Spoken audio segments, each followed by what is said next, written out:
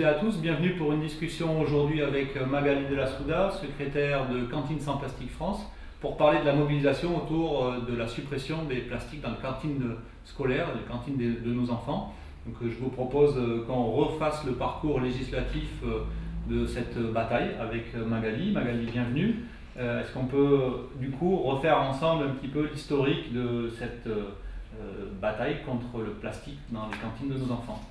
Oui, alors merci monsieur le député de m'avoir convié à présenter la mobilisation des parents avec le soutien de certains parlementaires pour faire retirer les plastiques qui servent à cuire, à réchauffer ou à servir les repas dans les cantines. La mobilisation, elle a commencé assez tôt à Bordeaux, il y a presque 2 ans, quand les parents ont découvert le remplacement des assiettes en faïence par des assiettes en plastique. Ils ont mené l'enquête, on s'est aperçu que c'était du copolyester, qu'il y avait du bisphénol, qu'il y avait des effets hormonaux. Et on s'est mobilisé et on a interpellé les futurs députés de la Gironde pour savoir quelle serait leur position une fois élus. Monsieur Prudhomme a été le premier à nous répondre et a tenu sa promesse. Et donc nous nous sommes retrouvés, nous, collectif bordelais, en discussion avec lui pour voir comment la loi pouvait mieux protéger la santé des enfants et l'environnement. Je dis la santé des enfants, mais au départ, c'était une mobilisation qui visait l'ensemble de la restauration collective, puisque cette présence et cette omniprésence des plastiques, elle est aussi le fait des hôpitaux, donc il y a les patients et les personnels qui sont concernés, des prisons dans certains cas, mais aussi, c'est aussi une pratique qui est très répandue, le plastique jetable et de réchauffe dans les EHPAD. Donc nos anciens souffrent aussi de ce type de pratiques agro-industrielles.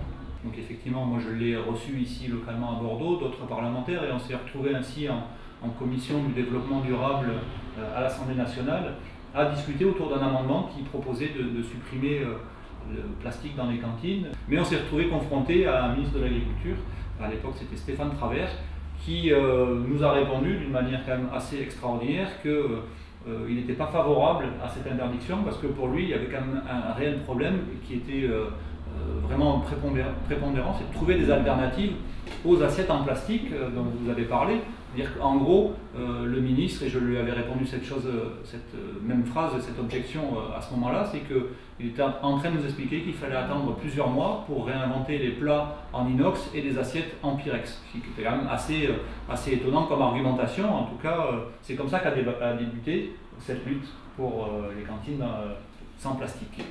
Tout à fait. Alors, comme vous le soulignez, effectivement, un des traits remarquables de la mobilisation, ça a été une mobilisation où des députés de différents groupes se sont entendus et ont décidé d'agir en commun pour l'intérêt général. Et c'est suffisamment rare, je crois, pour être souligné. Et cette mobilisation, donc, elle a effectivement porté ses fruits en commission du développement durable, puisque vous aviez voté collectivement en faveur de cette proposition d'interdire les plastiques pour cuire. Alors cuire, qu'est-ce que ça veut dire? Ça veut dire que dans un système de cuisson sous vide, à basse température, on va mettre les aliments dans des sacs en plastique qu'on va plonger dans des cuves où il y a de l'eau qui est autour de 70 degrés. Et les aliments vont rester plusieurs heures, voire plusieurs jours. De cette manière-là, on n'a pas besoin de personnel. Les tâches de manutention sont simplifiées à l'extrême. On a juste besoin de quelqu'un d'astreinte pour surveiller que tout se passe bien la nuit, mais la technique permet de réduire au maximum les coûts de personnel. Et puis ensuite, donc ça c'est la phase cuisson, puis il y a la phase réchauffe. Et je crois que c'est important que les parents le sachent, et pourquoi aussi ça a pu faire consensus. C'est qu'au bout de 3 semaines, qui est la date à partir de laquelle ces plats cuits dans des sachets doivent être consommés, eh bien on les reconditionne dans des barquettes en plastique. Le plastique c'est bien parce que c'est pas cher, ça se jette, on supprime des postes de plonge dans les services municipaux. Donc voilà, hein, dans un contexte de contraintes budgétaires sur les communes, c'est un argument qui a permis à la plasturgie de mettre sur le marché ces produits et qu'ils aient un véritable succès. Donc on remet la nourriture dans ces barquettes. Elles sont scellées hermétiquement, donc ça préserve effectivement de certains risques bactériens, mais l'inox est tout aussi efficace. Et puis ensuite, ces barquettes, elles vont être conservées 3 jours maximum au froid pour être réchauffées dans les écoles le jour même. Alors, Magali, pardonnez-moi de vous interrompre, je crois qu'il y a quelque chose qui est quand même important de préciser sur ces cycles notamment de cuisson et de réchauffe. Il y a quelque chose d'assez hallucinant, c'est qu'il y a une tolérance sur la migration même du plastique des contenants vers la nourriture, c'est-à-dire qu'il est toléré que le plastique dans lequel les plats sont réchauffés, parfois on les met le vendredi soir effectivement, et c'est cuit tout le week-end et on les récupère le lundi, il y a ce qu'on appelle une fonte des contenants vers le contenu, et c'est quand même assez extraordinaire que ce soit autorisé.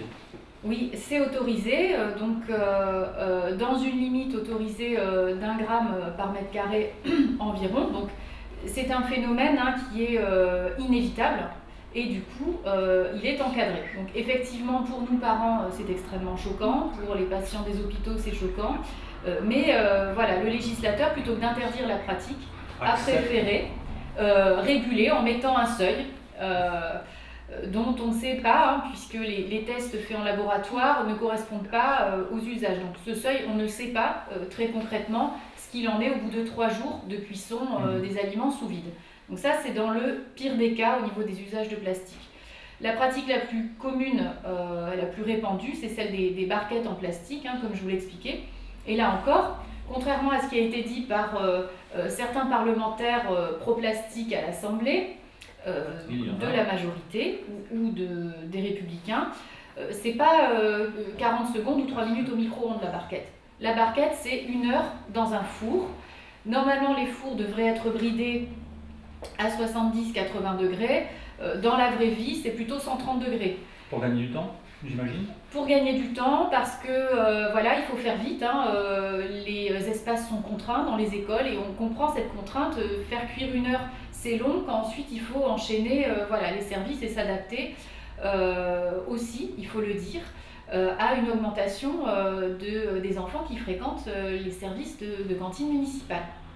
Donc ça c'est vraiment quelque chose à avoir à l'esprit. Personne ne fait cuire ses lasagnes pendant 1 heure dans une barquette en plastique à la maison. On peut peut-être regarder du coup comment tout ça s'est déroulé sur le calendrier, puis comment on est arrivé à un vote finalement contre l'avis du gouvernement, parce que je rappelle quand même si Madame Brune-Poirson s'est félicitée dans un tweet de cette grande victoire, c'est une victoire qui a été arrachée par les parlementaires et par la mobilisation citoyenne contre l'avis même du gouvernement. Donc c'est une récupération qui est un petit peu qui se voit, quoi. Franchement on n'est pas dupes, donc on a bien vu la manœuvre.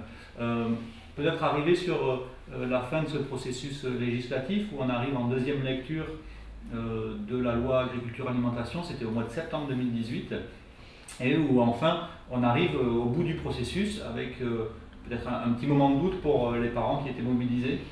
Alors un gros moment de doute puisque nous ne savions pas que l'Assemblée nationale allait adopter un amendement qu'elle avait rejeté au mois de mai.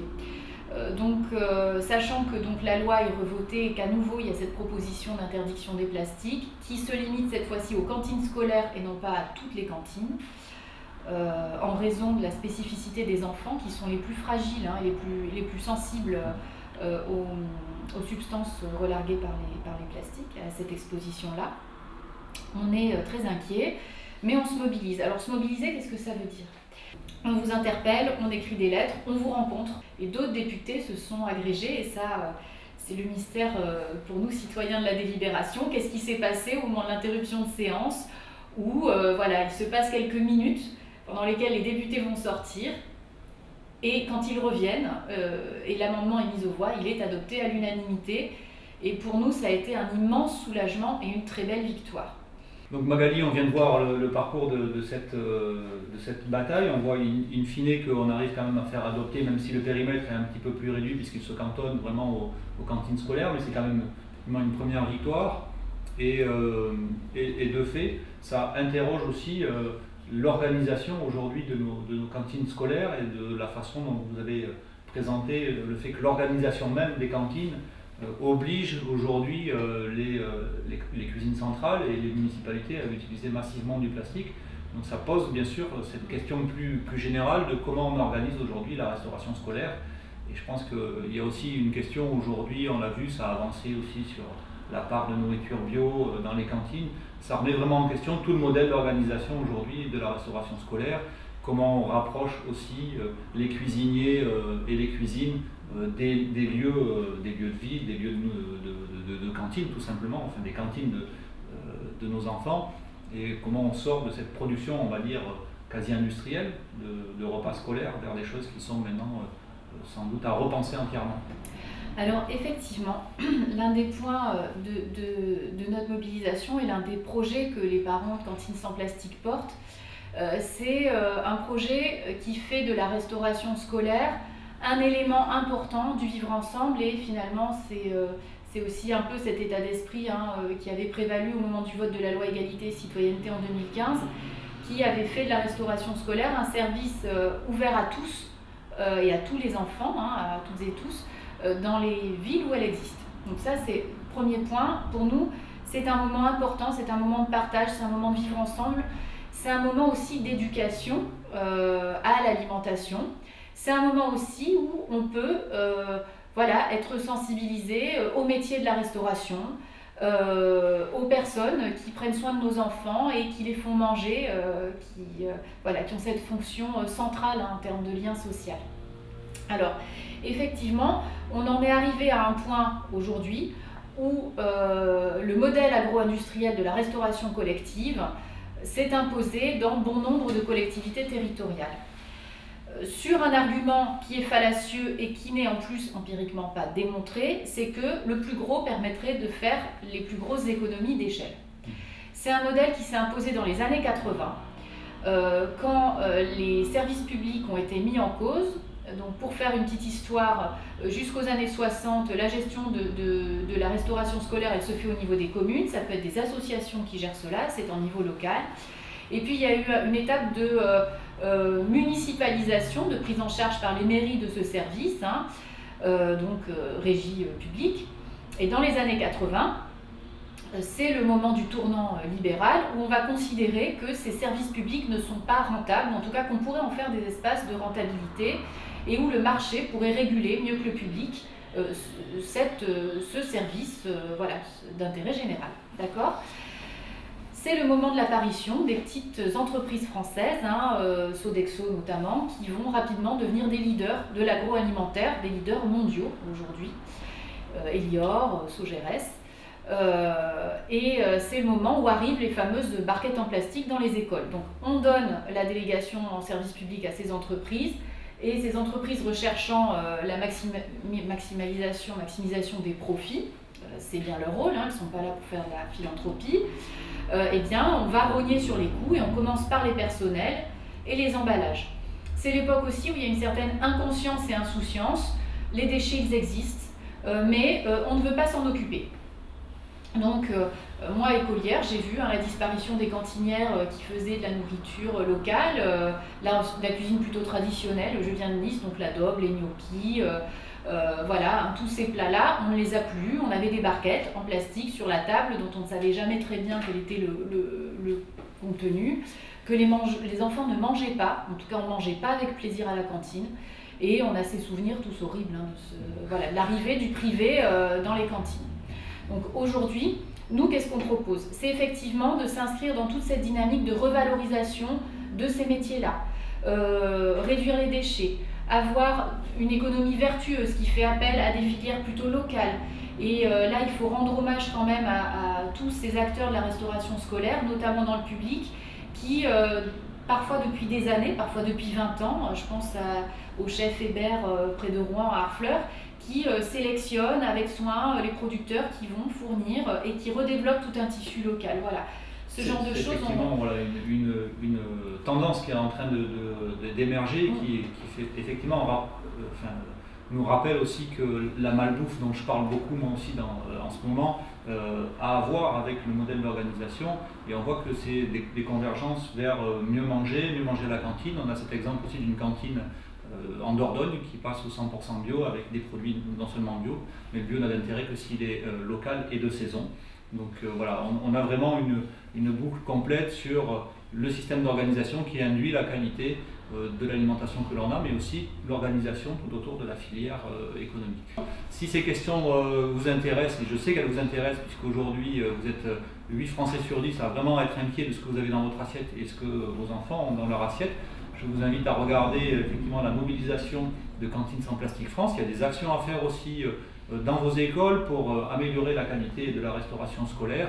Et puis si le travail parlementaire sur cette question vous intéresse aussi, n'hésitez pas à aller voir les liens sur mon site, sur mon blog, pour regarder un petit peu ce que je propose en matière de malbouffe. Ça peut être aussi des bases de réflexion pour ce sujet. Magali Della Souda, merci beaucoup, bonne continuation. La lutte n'est pas terminée, puisqu'on voit que sur les plastiques dans les cantines, le Sénat tente de mettre un coin sur cette belle victoire et essayer de fragiliser ce qui est acquis pour le moment. Voilà, donc nous on reste mobilisés. Merci beaucoup Monsieur Prudhomme pour votre soutien, et merci à tous les parents et à tous les agents qui se sont impliqués dans cette amélioration de la restauration scolaire. Merci à toutes et à tous, et à très bientôt.